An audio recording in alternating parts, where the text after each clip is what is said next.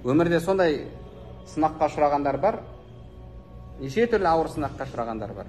Бір шәкіртіңіз айтады, немен әлгі запчаспен айналыс, запчас болғанда бу запчас деді ғой. Сондай запчаспен айналысатын жігіт. Бір кісінің машинасын сатып алдық дейді. Соғылған машинаны әлгі ішінен запчастарын алып бөлек-бөлек сатады.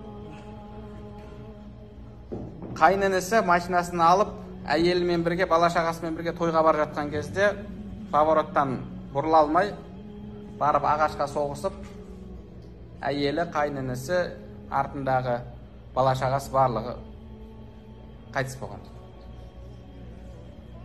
Машинаны келісіп сатып жатыр еді, сөйтіп қараса, машинаның артында бір қызының кішкентай аяқ киімі қалып кетіпті дейді.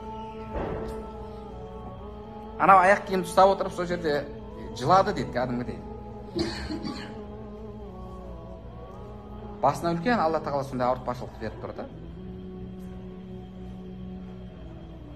Аяқ киімін ұстап отырып, кәдімгідей балапаным деп жылады дейді сол жерде.